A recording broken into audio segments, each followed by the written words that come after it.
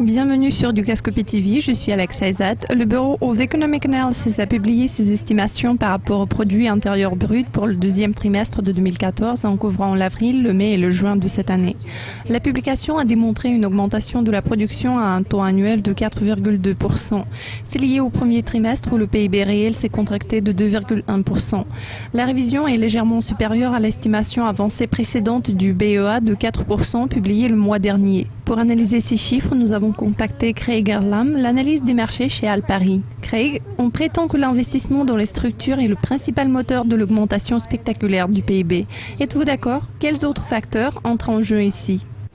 Oui, c'est tout à fait correct. Il faut garder à l'esprit que ce n'est qu'une révision marginale en taux annuel de 0,2%, donc il n'y a vraiment pas de quoi se féliciter encore. La chose la plus importante ici, c'est qu'il y a un rebond par rapport au premier trimestre.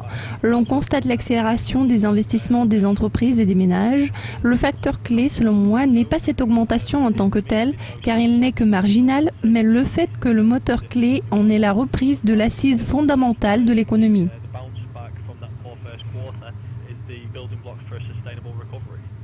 Les statistiques soulignent également que les dépenses des consommateurs demeurent inchangées, tandis que les exportations ont progressé. Qu'est-ce que cela signifie pour l'avenir ? Je crois que l'accélération des exportations est un point clé. Les dépenses des consommateurs n'étaient pas censées progresser brusquement. Souvenons-nous du principal souci que nous avons récemment constaté aux États-Unis, c'est que le revenu réel des Américains n'augmente pas au fur et à mesure que les dépenses progressent.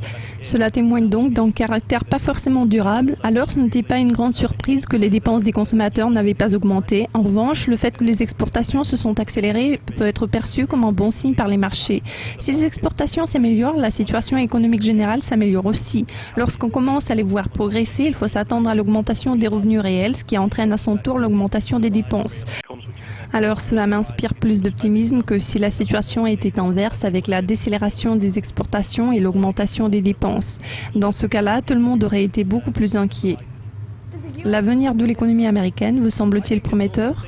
Je crois que oui.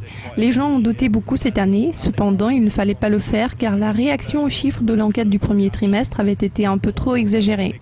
Compte tenu de ce qu'ils avaient été faussés par l'enquête aux États-Unis, je crois qu'il n'y a pas eu grand-chose à apprendre là-dedans. Maintenant, je pense qu'on peut dire la même chose sur le deuxième trimestre. Il faudrait calculer la moyenne entre les deux pour voir un peu plus clairement comment l'économie se porte en réalité. Pourtant, l'amélioration des investissements des entreprises, la baisse du chômage et le maintien du rythme élevé des dépenses des consommateurs témoignent du caractère robuste et durable de la reprise économique. Je crois que cette tendance va persister pendant les 2 prochains trimestres et au début de l'année prochaine.